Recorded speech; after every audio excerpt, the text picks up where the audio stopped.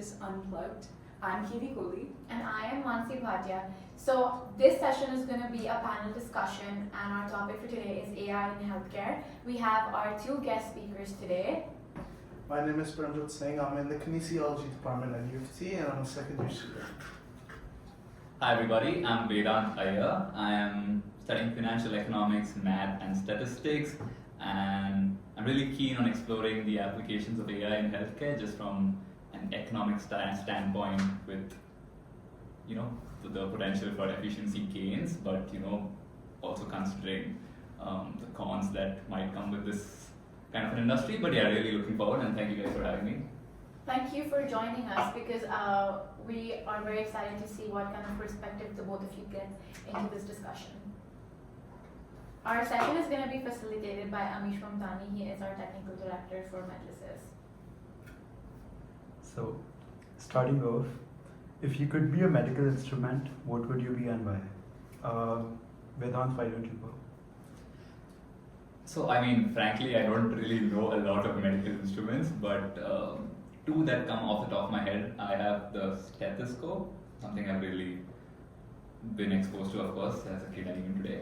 And the other one would be a BP machine. So both, the reason why I find them interesting, so the reason I might be one of those, is because they use data to actually make interpretations, so basically data-driven insights, which I find cool, which is something which I'm also looking at as a career option for me, something I'm studying. So yeah, data-driven insights is pretty cool. So yeah, either stethoscope or a BP machine for me. That's interesting. Khivi, do you want to go? Yeah, I was going to say stethoscope as well, but my reasons are that it's a very crucial healthcare device that everybody knows about, and also because if I was a stethoscope, I'd always be close to your heart. Belated Happy Valentine's Day, everybody. Mansi? So mine's a little niche, and I think I would be an ECG machine. And I say that because all the data, I'm not kind of stealing your point, but all the data it collects and kind of like makes graphs and kind of consolidates that data that can help you really survive. And ECG is something that you kind of have to use only when it's needed, and I think that I can be really helpful. Paramjyot? I'd say I'd be a reflex hammer because I feel like I'm really action oriented and direct, and it just helps you get a better in-depth understanding of what's happening at the knee. Yeah. So, second question. If you were to choose one disease, what would you be? What disease would I be? Yeah. I'd be the Crohn's disease, if I'm being honest. It's because my camp counselor in the past, her name was Dr. Crohn's, and that's the only thing coming to mind. Mansi? I think I would be dementia, but I say that because I've been learning a lot about it, and I feel like people with dementia are always overlooked, but even though that disease is kind of making you forget your daily life activities, there are people out there who are thriving if given the right medication and the right treatments. I'm studying about dementia right now, and that disease absolutely, not a disease, that condition absolutely fascinates me. So I think I would be dementia. Khivi? I think I would be an autoimmune disease, not because they're good or anything. They're actually very scary because your own body is producing things that will fight your body, right? Or that your body will fight, and then it's just like a whole, storm created by your own body against your own body. And I just find that very, very, very interesting to think about. So yeah, I'd be an autoimmune disease. Watch out. Vedant?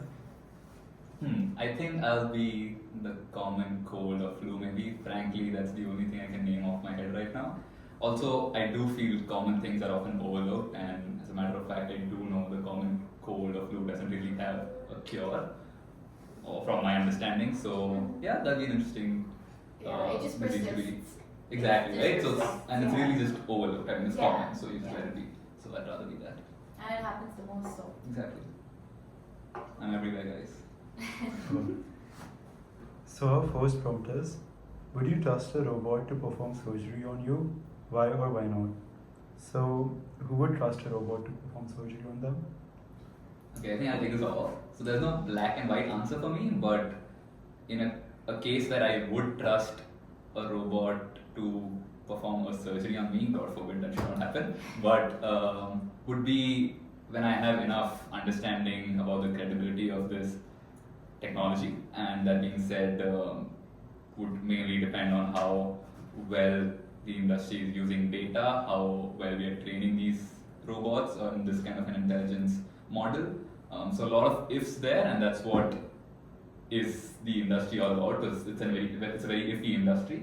But in such a case where I have enough confidence about the credibility of the technology, I might consider.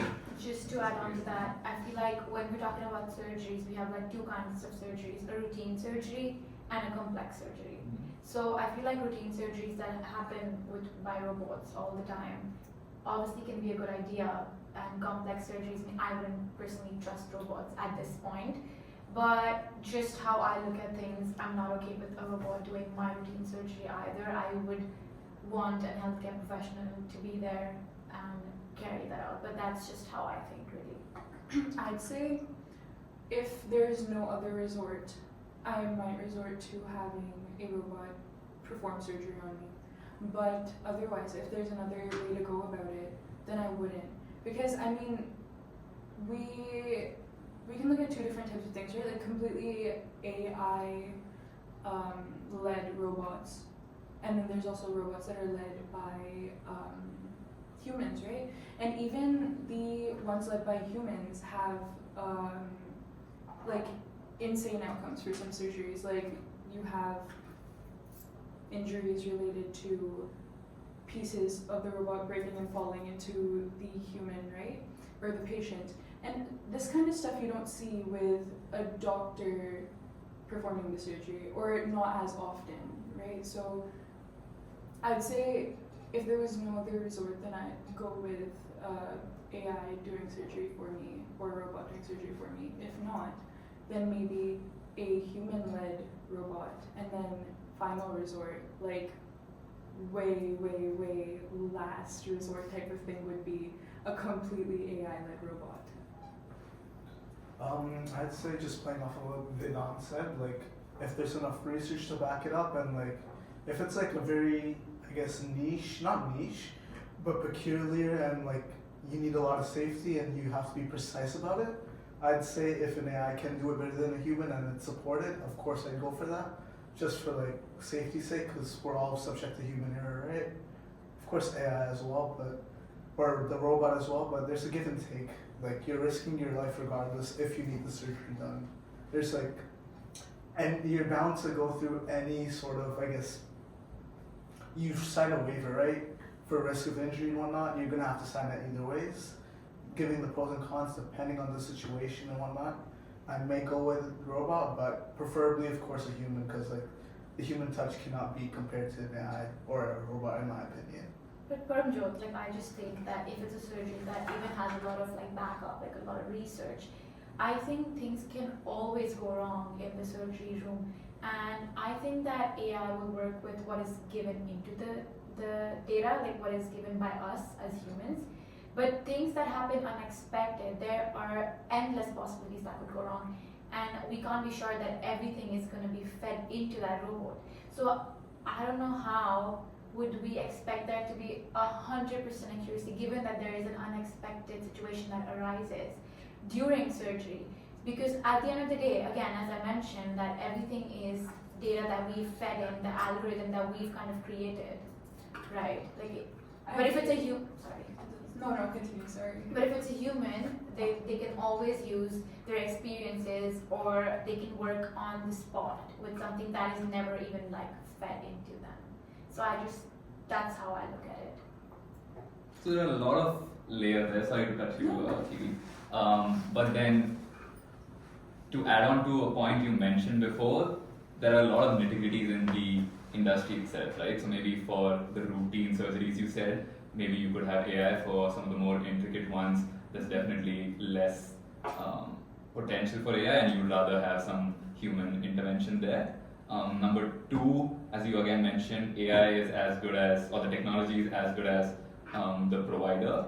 Yeah. And if we do manage to train the AI well enough, then of course there's hope, but then again, it's as good as the provider. Number three, to your point of expectations and working spontaneously, I mentioned this point while we were having an informal chat, but what humans can expect, AI definitely might not, but what AI can expect, humans definitely will. Okay, so it's that kind of a play, and where spontaneity wise, humans will definitely prevail and far outweighs what AI might bring in terms of benefits. And in such an industry, especially where in terms of market, when you see it's a liability held industry, I'm looking at it as a business and market standpoint. So in this kind of a case, you'll always want to be a little wary and sure before going into anything. So for those reasons, it would be safe to say that you'd rather have humans in surgery than AI. I agree. To add to that, I like your point about how AI is just as smart as like the provider, right? That does make sense. The thing with AI is no doubt there's precision, there's accuracy, it is very helpful. The scary part is with AI is that what am I trying to say? The scary part with AI is what you cannot expect, like the things that you cannot predict before going into surgery, or foresee. That is where the issue is, in my opinion. So, for example, like you have machines stopping randomly, like abrupt surgeries disrupted abruptly because, like, you know, your machinery has just stopped working, and that sounds insane, but it has happened, right? So, and then that just, in situations like this, you just revert back to traditional surgery, and then, but that too with more implications, like for example, you're going to need anesthesia for longer, this and that, right? So if we just do traditional surgery right from the start, we can avoid so many complications. I agree with that point, because let me just give you something that happened with me this weekend. So I had to go somewhere and phone, something that we cannot live without. My phone stopped working abruptly, just like you mentioned. That, and it's like a normal day life. I had a meeting, I had to go, I had to get somewhere, and my phone stops working. And I had to call the lady to come and open the door. I couldn't do that because my phone stopped working. I had to knock the door and someone came to get me. So I think that kind of like sums up how AI can really just stop working anytime, and you kind of just have to go back to the traditional ways. And wouldn't it just be so much easier to begin with traditional surgery, as you mentioned? But I think there's another point that we're kind of like missing out here, is that how are we making this fair then? If some people can get that AI driven surgery and some people just cannot afford it, because let's be honest, AI is expensive, like really, really expensive. And I'm not saying humans are not, I'm just saying that there is so much more that humans are giving with the intake of finances, and I think that you should agree with that, because you're probably looking at it from a financial point of view. So I'm going to add another point before we actually delve into the equity aspect of this issue, because that's a much bigger, much wider issue, and it takes a lot of thoughts. But at this point, it's four of us sitting on this table here, five of us, one behind the cam. But I'm coming with an economics background. I think the three of you are in healthcare, I mean, doing multiple things within healthcare. We have a computer science guy here, if I'm not wrong. So what I'm coming to with that is that it comes down to the decision system within any economic system. It's about how you're allocating resources, and as of today, you of course have multiple decision allocation systems, but it essentially comes down to what the market wants and what the market is allocating, at least in today's economy. And if we are getting demand from whoever the consumers are, whether it's corporates, if it's hospitals or any kind of healthcare industry, or whether it's just the end consumer, I mean you or me, whoever's going to the clinic, if the demand is there, market will essentially allocate resources there, even if you're able to sustain that. But then again, if I come to your point about equitable allocation there, so market favors the predominant demand force, which might be the bulk of the market, but also, although a small minority in the larger scale, you still have a big chunk of people who might not be able to access that. So now that's where intervention would be required, whether it's by authorities, governments, or any regulatory force. So that being said, market will allocate efficiently in terms of what the majority of that that ecosystem wants. Sorry, I just finished one point, but you do need some kind of a regulatory authority to actually intervene and make sure that those who need it do get it, and those who are not able to get it are able to actually benefit from the system. What I'm trying to say is that every country out there, or every government, or like just people like us, like Medlysis, for example, was to kind of bridge the gap between laymen and like healthcare professionals, and kind of like bridge that gap. Or when we go to like Guatemala or Honduras with Global Brigades, it's a chapter organization here at UFT. We're going there to provide that healthcare that they're not able to get. My main idea is about making an impact which is fair and which is equal to everyone. And I know from a market, like a financial perspective, we'd rather, like, just for doctors, they'd rather work at a private healthcare system than public healthcare system for given reasons, right? More pay, better timings, and all of that. But don't you think what you said about like there's more demand? There's always going to be more demand by the people who can afford it. In countries where, or like people who can afford it, like we have, let's just look at Canada. We have like the really high income people, and then we have really low income people, and there's taxes to kind of bridge that gap. We have public healthcare system here that kind of like helps bridge that gap. But when we're trying to talk about market demand, I just think that we're kind of always just going to overlook that one minority that can never get to the point where they can use AI. And it's something that I think I mentioned during our informal discussion, that countries like Honduras or Guatemala, less than 40% people over there have access to Wi-Fi or internet. So we're just going to overlook them because they're not a part of the market that needs AI. Okay, let me clarify something here. When I mentioned market demand allocating resources, as of today, there's no market clearing happening because AI is still so new and nascent that there's no market equilibrium here. So market equilibrium will take a lot of time. So as of today, it's again very small chunk that they'll be able to We're just exploit talking the about AI. like in the future right now. Yeah. Because AI So in the future, when I say it's going to be maybe way well into the future, but that's when you'll actually reach some kind of market equilibrium where affordability might not seem like a big issue, and that also comes with how well providers are able to exploit the industry, the technology, and actually make it accessible. Providers want to make it accessible because that's when they are able to gain from it, right? But then of course with anything, so even mobile phones, there was a time where it used to be an exclusive industry. Eventually when as technology grew, as incomes got better, you reach some kind of a market equilibrium. But coming to your point, even with mobiles today, you have some kind of an inequitable outcome in terms of where the market is. So that's where my intervention part comes in. Because if market eventually, say 10 to 15 years down the line, if it does lead to a result where it's allocating resources to this kind of AI technology, that's where governments will have to come in to make it an equitable distribution of the technology. That's why I'm talking about it. Like hospitals, for example, like let's just be honest, hospitals have been in our countries, in this world for how long? Till date in countries like Honduras, like obviously phone is one thing, right? But in countries like again Honduras and Guatemala, and I can say because I've been there before, countries like these, they still don't have hospitals.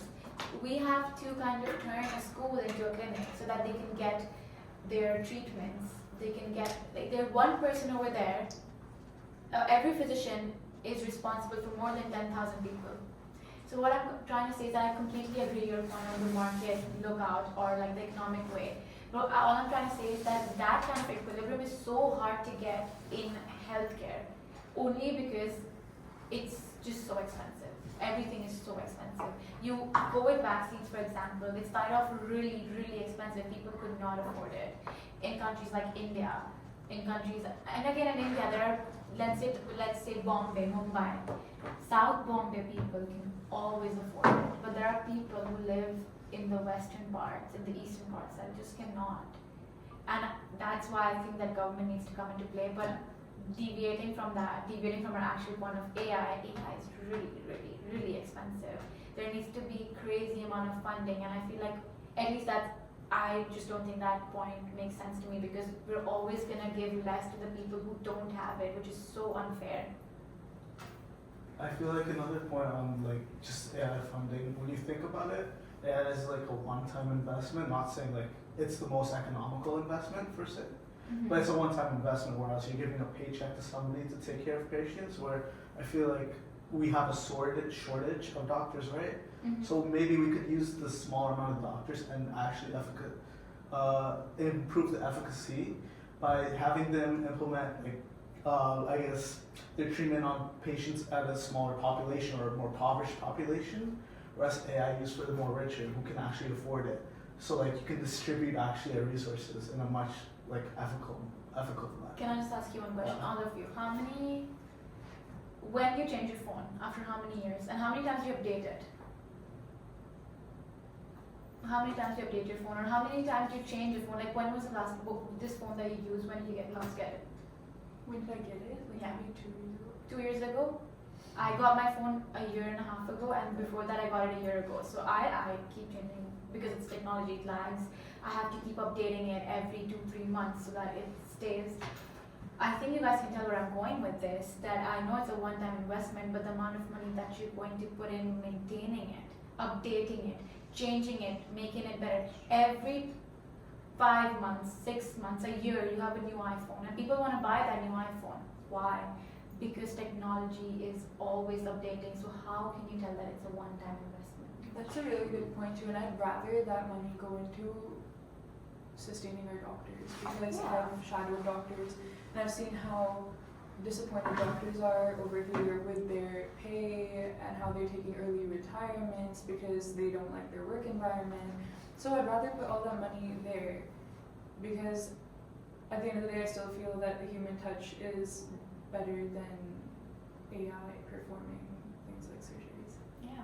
Let me also turn the tables here real quick, just out of curiosity. So, I mean, again, the three of you are in healthcare, and clearly there must be some basis why you decided to get into healthcare. But knowing that there's potential for AI coming in and possibly replacing some jobs that are today done by humans, what kind of an outlook are you all going into this industry with? And maybe it's to you, Paramjyot, because you mentioned about the kind of efficiency gains that might come with AI. So I'll start with you, maybe. I mean, I feel like, for example, a front desk receptionist, right? They're filing you in and they're trying to have you assorted to wherever you need to be and whatnot. So that can be automated by an AI for efficiency's sake. And for example, when you're actually just with your patient as a doctor, it would be more time efficient for you to actually talk to them, where your AI is actually recording your meeting or whatever, your time with the patient. It types it up for you. You just need to do a few edits, and you have more time to actually take care of the patient, like as you speak to them, over you listening to them, taking a few minutes to actually type it all down, which can be a tedious process, and like takes away from like the 15 minutes or 30 minutes, whatever time you have with them, Okay. At the same time, if you enter a hospital after going through something traumatic and are immediately faced with something non-human, is that comfortable to you? I'd rather have somebody who I know has a sense of understanding dealing with me after experiencing something traumatic. So say I'm going to like the emergency room, I would want somebody who I can relate to be handling me. I just feel like we're humans, and at the end of the day, we're always going to be comforted by someone who thinks like us, or someone who has actual emotional or EQ. We keep talking about EQ all the time. We like in the business world, in the corporate world, in teaching industry, we're always talking about EQ. Then why are we just skipping that out in healthcare, which is literally life or death? And you asked us about what outlook we're going into this industry, right? It's because at the end of the day, it's my passion to like serve people, where I could make an impact. I keep saying this all the time, is that I want to make an impact in someone's life, whether it be via healthcare or via channels like this. Because even if I can make that one person like change their mindset, not really like about something wrong, but about like something right, they can start thinking, or it impacts their life in a way that they live better, why not? And that's something that only a human would think. No machine, no robot could ever think like that. they're never gonna think about making life better for someone in a positive way. They're doing it. AI is doing it because it has to. Oh. It's an algorithm. We're doing it because it's out of pure love and affection and empathy. We're putting years into education. And a lot of doctors don't even get that back. Like, I know going into this career, I probably won't make that much money that I'm putting into my education. Like doctors in Germany, they get paid below like the minimum wage only because this is something that is needed. This is something that you're doing out of your good. So going into it, I'm not thinking about money. I'm thinking about the purpose and like saving other people. But at the same time, I cannot be living a life where I am not even respected. And that's what I To add on to your point about how only humans can feel that way, I agree with that because, so one plus point of AI is that, for example, AI in surgeries will make the time of surgery more efficient, and it will perform the surgery in such a way that if accurately done, it will allow that the patient can be out of the hospital faster. Now, based on the algorithm, because I read it somewhere, AI tends to become biased, right? So I can very easily see how AI may favor trying to make space in the hospital faster, whereas a doctor will look at it as, making that space at the same time as, equally balancing with the health of the patient, So it's not only let's get this done, let's get this patient out of here type thing. It'll be, is this patient okay enough to leave? And then Yeah, I think that boils down to that intelligence that only a human might have of spontaneous and spontaneity. And you can always talk to a human, and you can always make them understand what you're feeling. But can you do that with an AI? Can you do that with a piece of metal? You really can't. I don't think so. So I think at the end of this, what I am curious and ambitious about in one sense, because I'm just keen to see where it goes, is again, I think the crux of the matter is AI is as good as the provider, and intelligence, we say artificial intelligence, we are probably narrowing it down to just one sense of intelligence, the general sense of intelligence as we know it. There are matters like emotional intelligence, that you touched upon, and again, it's just curiosity. It's with curiosity that I look at in terms of what kind of intelligence AI might be trained with, that being general intelligence and your emotional intelligence. So it's artificial. I mean, okay. Yeah, I mean, artificial is essentially deriving from human intelligence, and again, comes from, you don't have real intelligence that humans will have because you're training it with artificial intelligence that's derived from humans. Okay, Goes back just to the me point. being curious. And, it goes back to the point where it's going to do everything that we're feeding into. It's as good as a provider. Exactly. I mean, okay, to that point, I know procedural medicine, from my opinion at least, it cannot be replaced by AI. Because procedures are really big, or for example, my mom, right? She goes to a critical care clinic, she gets injections for her nerves, right?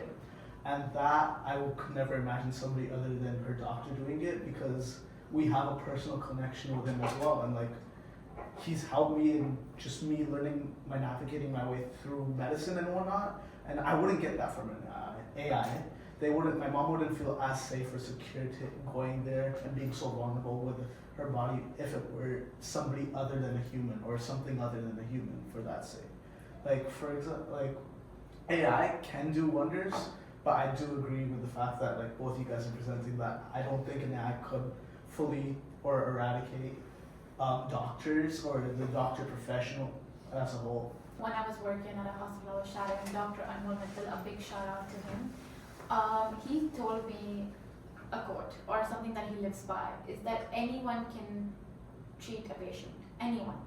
He's like, if I give you a set of procedures to do, you do it right now. But it is before the surgery, kind of convincing the patient to do the surgery, and after the surgery, giving that care is what makes us a doctor. It is what makes us who we are.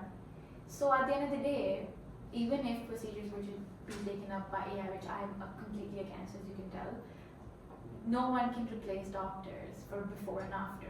No one. Alright guys, welcome to the rapid fire round. So I'll ask a set of questions and I'll randomly pick someone to answer it, and then we'll go about the discussion.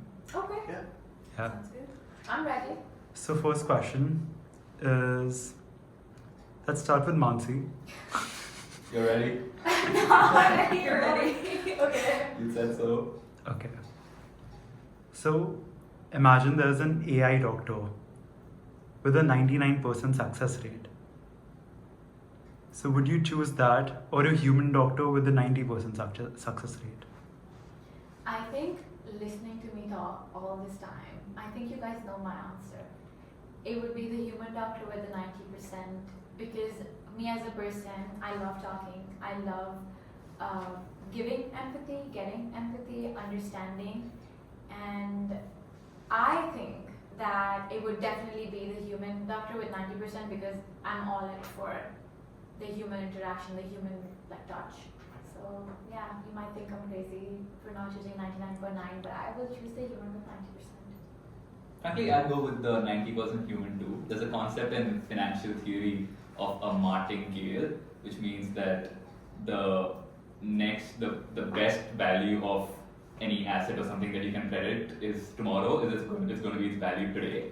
And that's the case, I'd say. I'm not sure if financial economists can come at me, but it's probably the case with this dilemma we have of 99% AI or 90% human. Because even if the AI has 99% success rate, it's historical. So the best prediction of its value or the output it gives tomorrow will be its value today. The recent and historical trend is been at. So that being said, it comes down to the spontaneity of humans and what we can expect out of it. Again, expectations will be driven towards humans and not towards AI, because AI is only as good as what the provider is. So that being said, I think I'd go with the 90%. Did we just convert a finance pro to having humans as healthcare professionals? Wait, I had told at the very beginning I am iffy. I've got an answer. I'm just curious to see what happens. So Yeah, I'm gonna throw a bit of a curveball actually. When the question was asked, I immediately thought of a surgical setting because we were given a success rate. Mm-hmm. And I feel like as a patient in a surgery setting, if I was under anesthesia, then I choose the 99% AI because we've been given the success rate. And no matter how much we talk right now, if it's somebody's life, I feel like anybody would just go for a higher success rate. I mean, I do agree with Khivi right now, since if I look at the fact that, okay, if I'm in a surgery, my family's there, they want the best for me, they'd probably go with the one that is most efficient. So 99 seems like a much better opportunity than 90, of course. Given that it is a setting where I don't need anybody understanding me, it's not my family doctor, it's not a doctor trying to convince me to go into surgery, I've made up my mind, and it's simply something that needs to be carried out, and whoever's carrying it out has a 99% success rate. I feel like Yeah. even though that point was so beautifully made, I would still stick with the human, even if it was scary, just because that's how I look at things. And I've been in a situation before where I've seen someone who was given the same statistics, not exact same, but somewhat similar, and they were just so scared to be operated by a piece of metal, that they chose the human instead of AI. And I think it's again personal choice. Yeah, 100%. 100%. I'd only do it if I was under anesthesia. I couldn't see a piece of metal operating on me, but yeah, I feel like if I were really put on the spot, right? Mm-hmm. If it was a life or death situation, I'd go with the 99%. Yeah. Okay, so we have two humans and two AIs. Yeah. Alright. Adding on to that, would you rather have a fully automated hospital powered by AI with way faster processing, or traditional hospitals with outdated tech with very slow processing? Oh. Oh. I feel like at this point you're just making me choose AI because the other option is just not. Because if it's outdated procedures, you're saying outdated procedures. That's not efficient to Not anybody. procedures, technology. is Outdated, but still, if it's outdated technology, then I feel like that kind of I'd rather underweighs. stance on it is because we don't really have any AI run hospitals, so I can't look at stats there. But I've seen hospitals with outdated machinery, doctors, slow working, and we've seen a lot of people come out of life and death situations. So I would have to choose the latter only because I know the stats of hospitals with slow outdated, again, Honduras, India, in like rural That areas. does actually make a lot of sense. Yeah, but I don't know any hospitals with just AI running it, so I would have to choose the latter. I mean, I do agree with them. Like, if an AI can run it much faster, being one of the patients myself in different situations, I would love to have a faster procedure where I'm talking with the actual doctor faster. Maybe if the facility was AI and that helps it, that would be amazing. Preferably the doctor should be an actual human though. Yeah. But that's not the question, is Right. it? You have to choose a completely AI Completely AI. run hospital or an outdated technology hospital. You gave the gray area. I would love that too. But Yeah, no, that would choose be one. if all the back operations were handled by AI and then all the people were people. 100%, yeah, like really. Then No, but I think that does make sense. The outdated technology. Did I convince you? Yes, you did. But we still have people though. Yeah, I mean, so to add to all your points, hospital is meant to be an experience for me. It's as in not as a good experience, but it is a service provided in. Yeah. In one sense, it is definitely a service provided. So with service comes experience. I need a good experience, and that's because you mentioned hospital as a whole. So definitely the first option of a fully automated hospital is a no-go for me.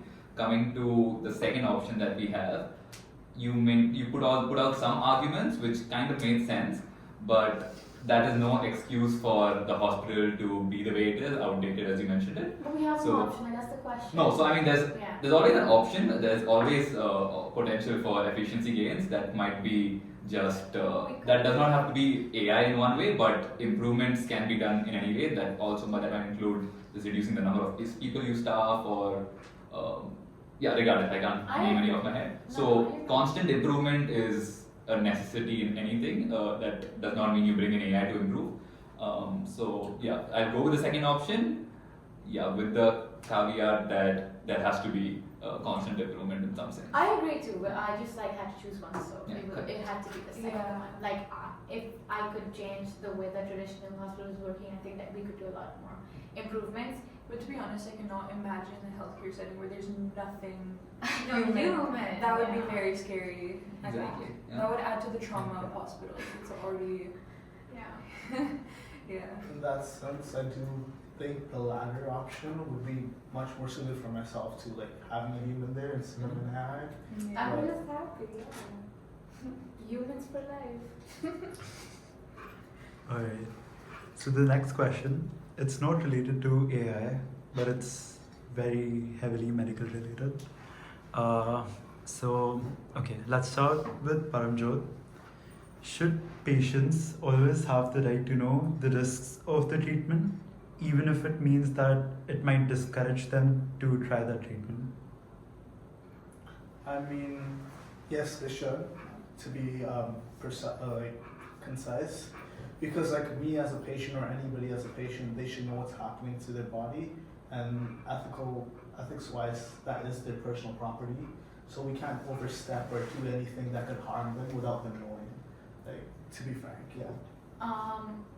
When we're studying to be doctors or we're like taking the medical school entrance exam, we're taught that patient has autonomy, which is they have the right to decide what they want to do, and it is the doctor or the healthcare professionals, like it's their duty. That's the Hippocrates oath that we take, that it is their duty to explain everything that will go wrong in the surgery. That's why they sign waivers, because they know that this is going to go wrong in the surgery, and if it does, well, it does. But they need to know. Like if they don't take their surgery, then that's again it's their choice. Going back to what I said in the beginning, so there's no discussion there. A patient needs to know each and every risk associated with the surgery or any procedure. It could be taking a nasal swab. and they need to know what is the risk associated with it.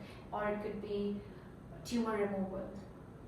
If that meant that they could die on the surgery table, they need to know it. I mean, just playing back off of this, I guess there's a reason why we've moved past, I guess, previous research where we weren't informing people who were participating in it, where like, for example, the Tzatziki's syphilis study, where a bunch of black people or black males were not informed that they were going to be tested or they were going to be kept in a study where they weren't going to be treated for the disease they had.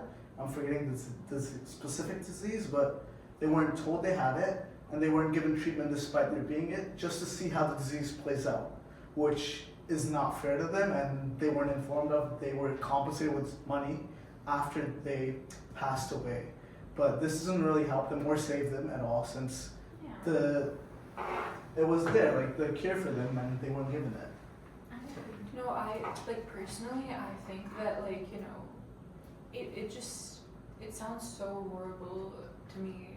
Even like the idea that a professional may not tell me what can possibly go wrong, because I mean, usually when you're thinking of worst outcomes, you think like death, right? Like, and that is a pretty bad outcome, I'm not gonna lie. But I mean, can you imagine not being told a side effect and then landing like some lifelong negative side effect after your treatment that you did not know would happen? Like that, it's out of the question. I think patients should definitely be told any, like from absolute minimal to maximum risks. Yeah. Associated with treatment. Just to end it, I don't think there's any doubt here. You need to know the risks. So yeah, I don't think I have much to say on that, apart from the fact that I need to on the bad risk case. So, thank you so much, Vedant. My Thank you so pleasure. much, Amish, and thank you so much, Paramjyot, for joining us. It's been a great discussion. I know I've enjoyed it. Definitely opened my eyes to just some new perspectives. Yeah, it was amazing. I had so much fun. Carrying this out was definitely a good choice and a good decision. But don't forget to like, share, and subscribe to our YouTube channel. Bye bye.